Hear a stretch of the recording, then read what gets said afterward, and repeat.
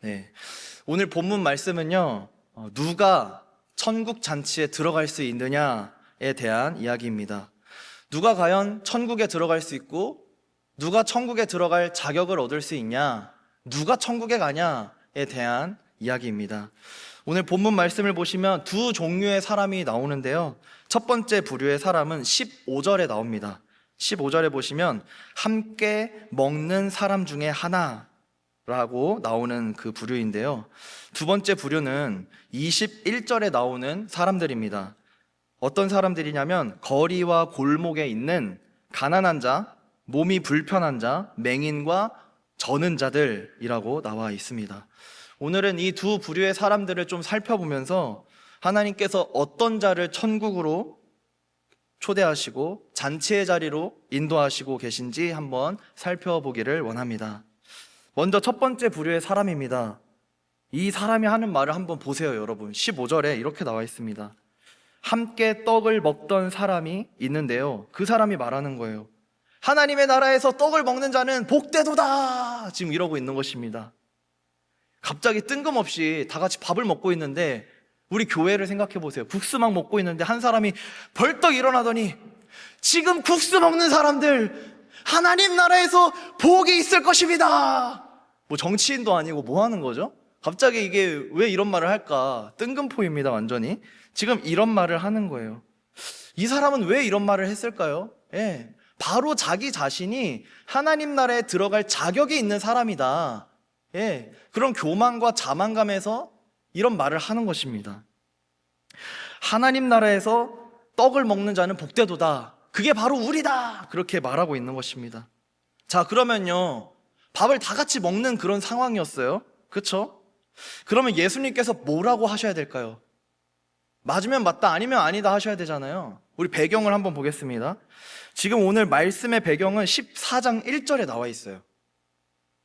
14장 1절에 보시면 이렇게 나옵니다. 안식일에 예수께서 한 바리새인 지도자의 집에 떡 잡수러 들어가시니. 자, 여기서부터 쭉 이어지는 거예요.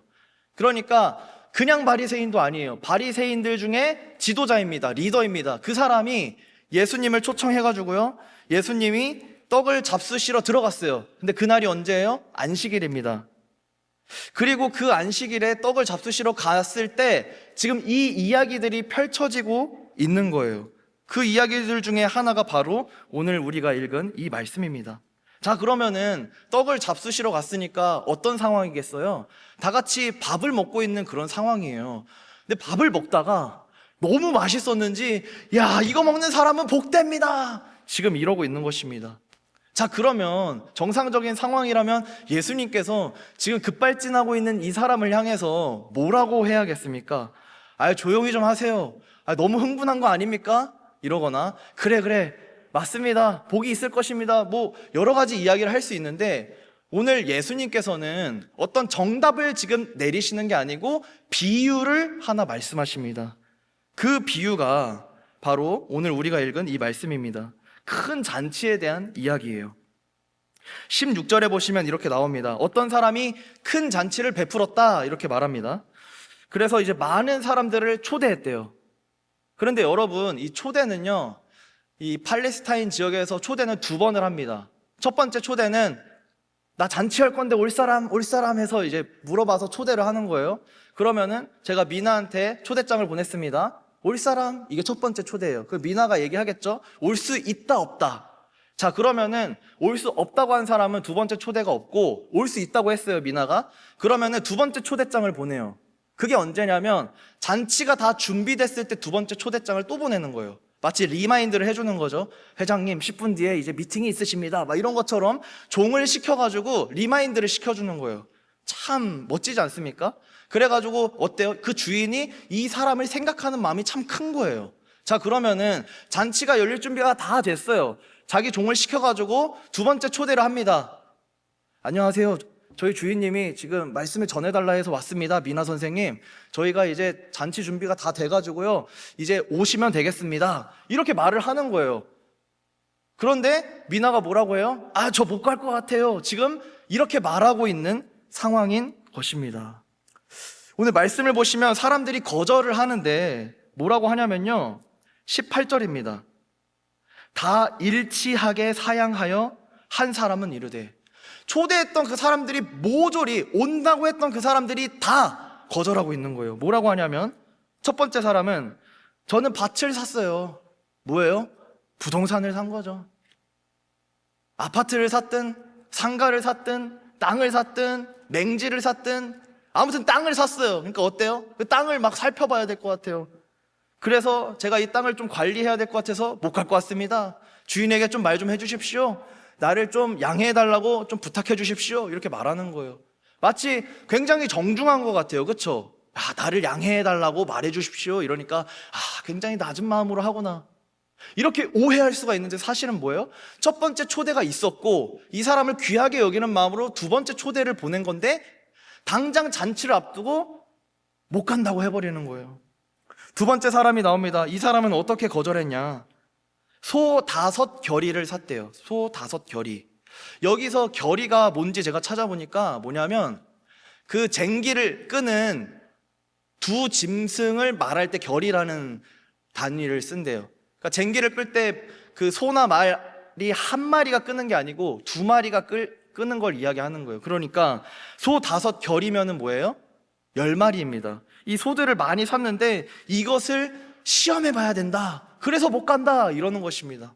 마치 이런 거죠. 제가 벤츠를 좀 샀는데 이게 스포츠인데 잘 밟히는지 오늘 한번 300km 찍어봐야 돼가지고, 이거 빨리 안 하면은 제가 뭐 환불이나 교환이 좀 어려워가지고 좀 밟으러 가봐야 될 것 같습니다. 테스트 좀 해봐야 되겠습니다. 시험을 해봐야 되겠습니다. 지금 이러면서 그 큰 잔치에 오는 것을 거절하고 있는 것입니다. 그 다음 마지막 사람은 어떤 사람이냐? 저는 결혼했어요. 저는 장가를 들었어요. 그래서 못 갈 것 같아요. 좀 양해해 주십시오. 이러고 있는 것입니다. 가정이 먼저다, 이러고 있는 것이죠. 이렇게 사람들이 각자의 사정을 말하면서 주인에게 전해달라고 하고 있는 거예요. 그걸 들은 주인은 어땠을까요? 오늘 말씀에 분명히 나와 있어요. 노하였다라고 나옵니다. 화가 난 거예요. 여러분의 일이라고 생각해 보세요. 약속을 잡고 준비했는데 못 온대. 그러면 화나지 않겠습니까? 21절에 보시면 집주인이 노하여 그 종에게 이르되 빨리 시내의 거리와 골목으로 나가서 가난한 자들과 몸 불편한 자들과 맹인들과 저는 자들을 다 데려와라, 이렇게 말합니다.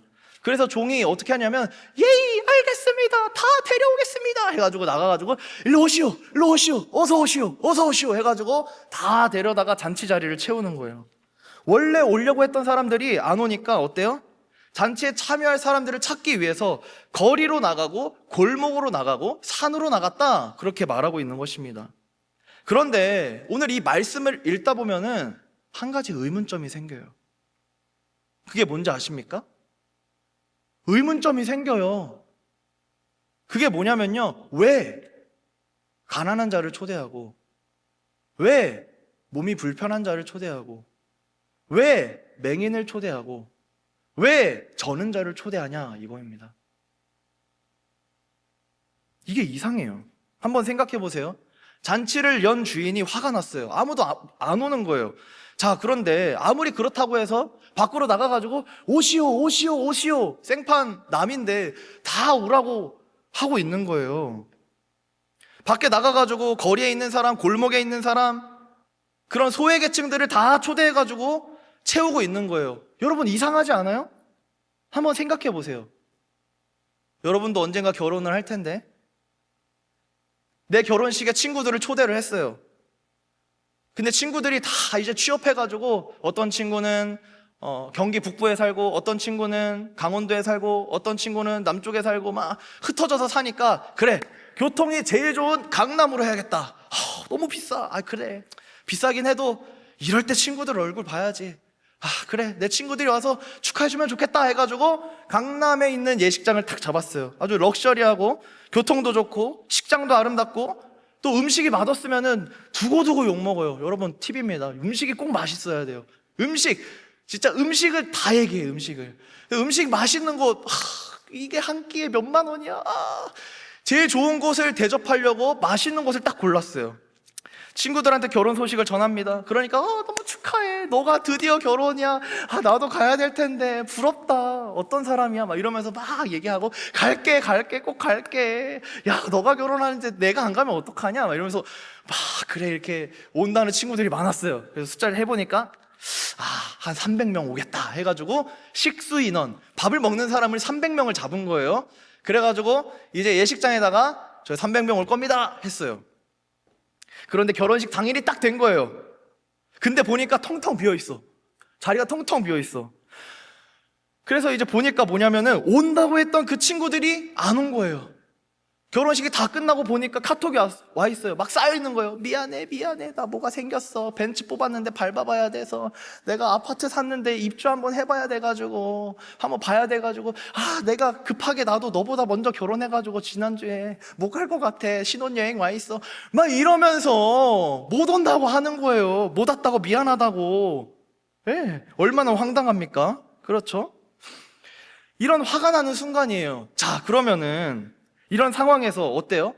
여러분이라면은 강남역에 나가가지고 저기요 잠시만요. 도를 하십니까? 도를 하십니까가 아니고요. 제 결혼식 좀 와주세요. 제가 잔치를 열었는데 식수인원 300명인데 100명밖에 안 와가지고 그 200명분 제가 돈을 내야 되는데 날리게 생겼어요. 그냥 와서 밥만 먹고 가세요. 여러분이 이럴 거예요?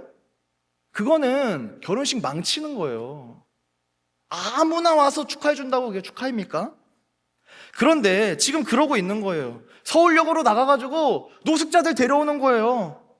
알코올 중독자들 데려오는 것입니다. 병원에 가가지고 다리 다 부러져가지고 걷지도 못하고 기부스 하는 사람들. 오유경 멘토님 얘기하는 거 아닙니다. 기부스 하셨어. 순간 움찔. 기부스 해가지고 걷지도 못하는 사람들 막 불러가지고 저 아파서 못 가요 이러는데 오세요 빨리 오세요. 아파 전치 4주가 8주로 늘어나게 막 하면서 강권해가지고 막 데려오고. 그래서 강권한다는 것은 억지로가 아니고 설득해서 데려온다는 뜻이거든요. 그렇게 해가지고 막 채운다? 여러분 이거 이상하지 않아요? 너무 이상하잖아요. 여러분의 잔치라면, 여러분의 결혼식이라면 그럴 수 있겠냐고요.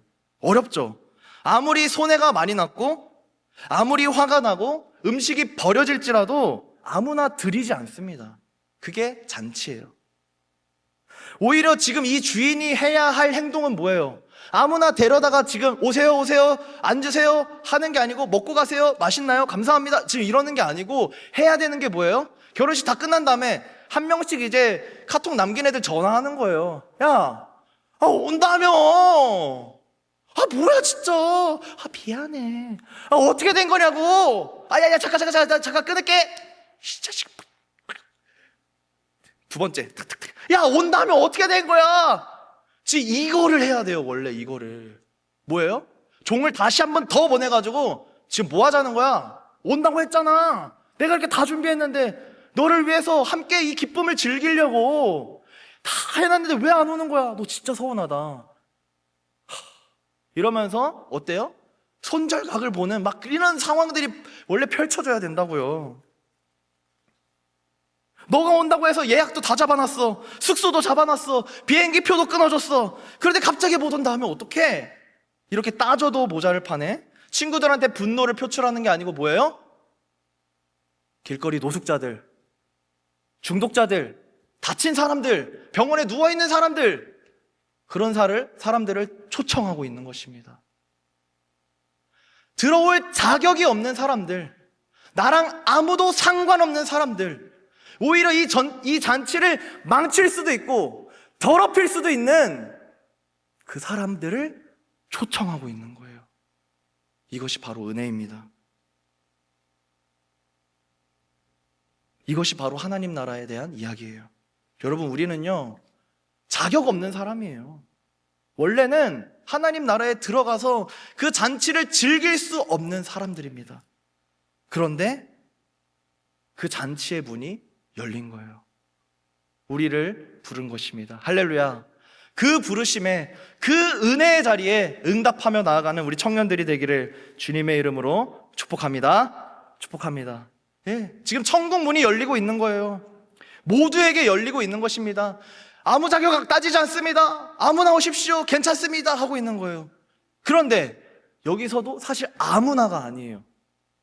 다 오라 했지만 아무나 그 자리에 참여한 게 아니에요. 누가 왔느냐?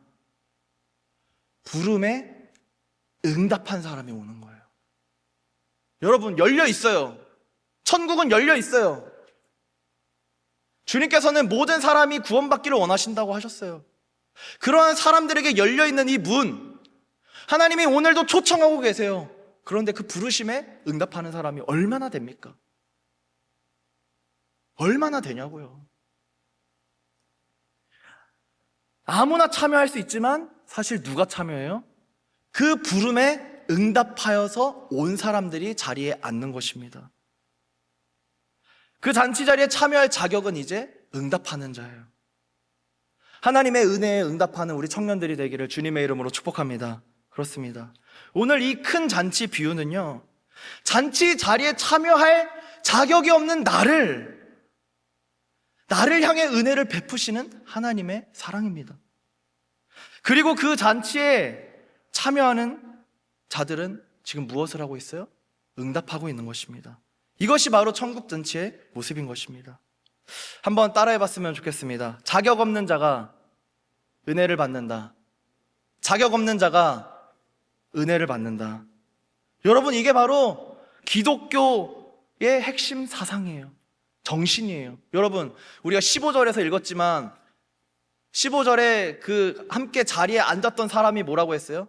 이 자리에 앉아서 함께 떡을 떼는 자는, 하나님 나라에서 함께 떡을 먹는 자는 복이 있습니다. 내가 바로 그 사람입니다.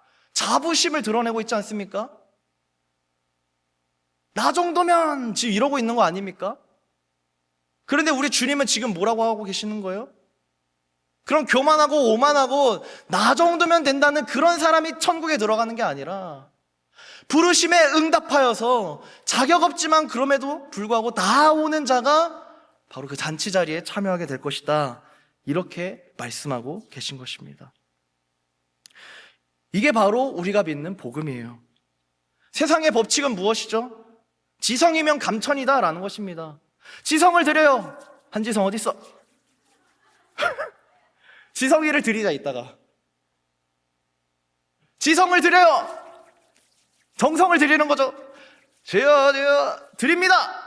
그럼 뭐예요? 하늘이 감천, 감동한다는 거예요. 하늘천. 지성이면, 한지성 말고 지성이면 감천한다. 하늘이 감동한다. 그래서 뭐예요? 우리 조상들이 예수 안 믿을 때, 예수 모를 때 어떻게 했습니까? 보름달에 물 떠놓고 비나이다 비나이다 이러지 않았습니까? 나무 앞에서 돌 앞에서 빌었잖아요. 그게 바로 세상의 법칙이에요. 지성이면 감천이다. 예, 그런 것이죠. 108배를 하고 고난의 수행을 하고 어려움을 겪고 그런 가운데에서 감동시키며 하늘을, 그러면 돌려받는 게 있다라는 거예요. 이것이 세상의 법칙입니다. 세상의 믿음이에요. 이것은 내가 이만큼 했으면 이만큼 돌려받는 것입니다. 콩 심은 데 콩 나고 팥 심은 데 팥 나는 거. 요즘은 근데 콩을 심었다고 콩을 주는 세상은 아닌 것 같아요. 그것보다 좀 덜한 것 같아. 그래서 우리가 좀 슬프겠죠? 청년 세대가. 국민연금 뭐냐고요? 근데 사람이 참 이상해. 이번에 이거 법 바뀌면서 저는 한 10년 받을 수 있어요. 다행이다, 이 마음이 막 들더라고요. 제 앞에서 딱 끊기는 거였거든요. 사람 마음이 참 간사해요. 국민연금, 콩 심었으면 콩 나오고 팥 심으면 팥 나야 되는데 요즘 세상 어때요? 그것도 안 돼. 참 실망스러운 세상입니다. 그래서 우리의 희망과 우리의 유일한 소망은 뭐예요? 그런 세상의 법칙을 따라가는 게 아니라 은혜의 법칙을 따라가는 예수 안에 소망이 있는 줄로 믿습니다. 할렐루야. 나는 자격이 없어도, 나는 갚을 능력이 없어도 거저 주시는 것입니다. 할렐루야. 선물로 주시는 거예요. 그걸 바로 우리는 뭐라고 해요? 은혜라고 하는 것입니다. 돌려받을 길 없는 자들에게 베푸시는 은혜. 주님이 나를 위해서 죽으셨어요. 나도 주님을 위해서 죽을 수 있나요? 죽겠다고 말은 하죠. 베드로처럼요. 거기까지 못 가는 게 우리의 현실이에요. 그런데 어떻습니까? 그런 연약한 나를 주님께서 쓰신다고 하셔요. 그리고 마침내 베드로가 주님을 위해 따라 죽지 않습니까? 그런 삶으로 가는 것, 그게 바로 우리의 믿음이에요. 하나님의 은혜입니다. 예수님께서 잔치를 연 바리새인 지도자에게 이렇게 말씀하셨어요. 13절입니다. 잔치를 베풀거든 차라리 가난한 자들과 몸 불편한 자들과 저는 자들과 맹인들을 청하라. 자, 14장 1절에서 안식일에 바리새인 지도자가 잔치를 열었잖아요. 거기에 떡 드시러 가셨어요. 막 이런저런 얘기하다가 13절에서 이러시는 거예요. 야, 잔치 연 거는 좋아. 근데 잔치 열려면은 여기 유력한 사람들 불러다가 먹이지 말고 저기 밖에 있는 사람들, 가난한 사람들, 걷지 못하는 사람들, 저는 사람들, 보지 못하는 사람들, 몸이 불편한 사람들, 그 사람들을 초대해서 베풀어. 그러시는 거예요. 그러면서 뭐라고 하셔요? 14절에 그리하면, 이게 바로 은혜의 법칙이에요. 그리하면 그들이 갚을 것이 없으므로 내게 복이 되리니. 할렐루야. 이는 의인들의 부활 시에 네가 갚음을 받겠음이라 하시더라. 할렐루야. 이것이 은혜의 법칙이에요. 여러분, 갚을 길 없는 사람한테 줘보세요. 가슴이 답답합니다. 저한테 혹시 100만 원 꿔주실 분, 능력이 없는데 줘보세요. 주면 어때요? 주자마자 언제 주실까 생각하는 게 인간이에요. 그런데 주님은 뭐라고 하셔요? 너 받을 생각하지 말고 그냥 줘. 주님, 그럼 저는 뭘 먹고 살아요? 저도 받아야 되지 않아요? 이 세상은 호락호락하지 않아요. 줘. 내가 갚아줄게. 이렇게 말씀하시는 것입니다. 우리 주님 분명히 말씀하셨어요. 잔치를 열어서 참 대단하다, 고맙다. 그러나 너가 앞으로는 잔치를 열 때 갚을 사람이 없는 사람을 위해서 한번 열어봐. 그리하면 그게 너에게 복이 될 거야. 할렐루야. 이렇게 말씀하시는 것입니다. 얼마나 좋습니까? 여러분, 좋지 않습니까? 너무 좋지 않아요? 왜 좋아요? 왜 좋아요? 세상이랑 다르잖아요. 저는 예전에 청년부에서 정말 사랑하고 아껴주고 많은 관심을 주던 한 청년이 있었어요. 남자 청년이었는데 그 청년이 가정이라든지 이웃이라든지 친구들에게 그런 케어를 많이 받지 못했어요. 그래가지고 몸에서 막 냄새가 많이 났어요. 옷도 입던 거 계속 입어요. 그리고 조금 체중이 있어가지고 이런 데가 손이 안 닿아, 등 이런 데. 때타올도 하나 사줬어요. 때를 이렇게 밀어라. 근데도 여기 목 뒤에 막 때가 까맣게 쌓여 있어요. 처음 봤어요. 그래서 제가 얘를 목욕탕을 3번 데려갔습니다. 강제로 온탕에 넣어놓고 나오려고 더 있어! 녹아야 돼. 불려야 돼. 찬물 좀 뿌려주세요. 안 돼! 얘가 다시 딱딱해진다고. 숨이 너무 막혀요. 나와 해가지고 어떻게 하냐, 수건을 둘러요. 그 위에 온수를 부어 뜨뜻하게 흐물흐물해졌어요. 밉니다. 아파요. 참아.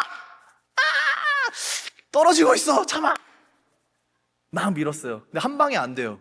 3번을 가서 밀어냈습니다. 할렐루야. 방송실이 웃었어. 은혜가 충만하네. 근데 그게 다가 아니에요. 이 친구가 돈이 없어. 돈이 맨날 사주고 먹이고 막 했어요. 맨날 집에 틀어박혀 있어요. 나와 해가지고 좋은 데 데려가고 좋은 거 구경시켜주고 그렇게 했어요. 그게 제 목회 철학이에요. 뭐냐면 사랑으로 섬긴다. 사랑으로 섬기면 변한다. 그래서 계속해서 사랑을 줬어요. 변할 거야. 그동안 그런 경험이 있었거든요. 사랑을 주면 변해, 사람이. 너무 신기해요. 그리고 나한테 돌려줘. 내가 준 것보다 더 큰 사랑이 나한테 와요. 그러면 난 받은 사랑 가지고 아싸, 이게 아니고 더 사랑을 막 줘요. 그러면 어때요? 천국이에요, 천국. 그게 그게 바로 우리 공동체예요. 세상과는 달라요. 근데 얘한테는 이게 안 통해요. 다 받아 먹는 거예요. 밑 빠진 독에 물 붓기가 되는 거예요. 야, 그렇게 6년 정도를 제가 케어를 했습니다. 그래서 어떻게 됐냐? 제가 나가 떨어졌어요. 더 이상 연락하기가 힘든 거예요. 그런데 아쉬운 건 뭔지 아세요? 연락이 와야 되잖아. 목사님 이렇게 챙기다 안 오면, 목사님 왜 요즘 밥 안 사주세요? 목사님 왜 요즘 연락 안 하세요? 없어. 날 찾지를 않아요. 날 그리워하지 않아. 그때 현타가 세게 오더라고요. 내가 뭐 했지? 내가 그동안 뭐 했지? 이런 생각이 드는 거예요. 그러면서 깨달았어요. 아, 내가 아무것도 바라지 않는다고 하면서 사실은 바라는 게 있었구나. 얘가 변하길 원했고 내가 준 사랑보다 더 큰 사랑으로 나에게 응답하고 사람들에게 사랑으로 나아가기를 바랬던 내 욕심이 있었구나. 그걸 깨달았어요. 그런데 오늘 이 말씀을 딱 읽은 거예요. 저에게 하는 말씀이에요. 잔치를 베풀거든 차라리 가난한 자들과 몸 불편한 자들과 저는 자들과 맹인들을 청하라. 그리하면 그들이 갚을 것이 없으므로 내게 복이 되리니 할렐루야. 이는 의인들의 부활 시에 네가 갚음을 받겠음이라 하시더라. 이렇게 나와 있는 거예요. 맞아요. 그 아이는 저에게 축복이었던 거예요. 아무것도 저한테 갚은 게 없어요. 갚을 것이 없는 자에게 베풀어라. 돌려줄 생각이 없는 자에게 주어라. 능력 없는 자에게 사랑을 줘라. 그러면 누가 갚아요? 하나님이 갚으시는 것입니다. 하늘 아버지께서 갚으신다는 것입니다. 얼마나 좋습니까? 할렐루야. 여러분, 제가 너무 좋지 않냐고 아까 얘기했죠. 왜 좋아요? 왜 좋아요? 이게 세상하고 다른 거예요. 제가 세상 사람으로서 사회복지적인 마인드로 불쌍한 마음으로 연민의 마음으로 그 청년을 케어했다고 해봐요. 그러면 저는 진짜 밑 빠진 독에 물 붓기를 하고 제 체력과 제 모든 사랑과 이걸 다 소진한 상태로 끝나버리는 거예요. 그런데 복음은 뭐라고 하고 있어요? 그게 내게 축복이라는 거예요. 할렐루야. 갚을 길 없는 자에게 네가 그렇게 했느냐? 받을 수 없는 자에게 네가 줬느냐? 내가 다 보고 있다. 내가 반드시 기억하리라. 내가 반드시 갚아주리라. 할렐루야. 그게 세상과 우리 복음이 다른 거예요. 얼마나 좋습니까? 그러니까 예수 믿어야겠습니까? 안 믿어야겠습니까? 예수 안 믿고 착한 짓 하면 뭐예요, 여러분? 착했구나 하고 끝이에요. 예수 믿고 여러분의 사랑을 다 쏟아줬어요. 그럼 뭐예요? 착했구나 플러스 주님이 갚아주신다. 안 믿을 이유가 하나도 없어요. 우리 주님 얼마나 좋습니까? 이것이 바로 예수 믿는 자의 축복입니다. 할렐루야. 이러한 삶을 살아감으로써 은혜와 축복을 경험하는 우리 청년들이 되기를 주님의 이름으로 축복합니다. 우리 주님은요, 그걸 그대로 하신 분이에요. 자격 없는 나를 천국으로 그 잔치의 자리로 초대하고 계시는 거예요. 우리가 치른 값은 하나도 없습니다. 돈 내고 들어가나요? 똑똑하다고 들어가나요? 성경 많이 한다고 들어가나요? 아니요. 믿음으로 들어가는 것입니다. 그 믿음은 뭐예요? 부르심에 응답하는 거예요. 믿음의 세 가지 요소 얘기했죠. 첫 번째, 지식과 동의. 두 번째 뭐예요? 신뢰. 세 번째, 헌신. 부르심에 응답한다는 게 바로 헌신이에요. 자기 육신을 던지는 거예요. 자기 삶을 던지는 거예요. 왜요? 믿으니까. 믿으니까 그 부르심에 응답하는 거예요. 어떤 바보 같은 사람이, 어떤 정신 나간 사람이 밑 빠진 독에 물을 붓겠냐고요. 어떤 사람이 돌려받을 수 없는 것에 주겠냐고요. 우린 가능해요. 왜요? 믿기 때문에. 하나님이 보고 계시고 반드시 갚아주신다 하셨기 때문에 가능한 사람이 바로 예수 믿는 우리들인 것입니다. 할렐루야. 그 부르심에, 은혜의 부르심에 응답하며 나아가는 우리 청년들이 되기를 주님의 이름으로 축복합니다. 말씀을 맺겠습니다. 갚을 길 없는 자에게 베푸기를 원합니다. 여러분, 우리 멘토님들을 보세요.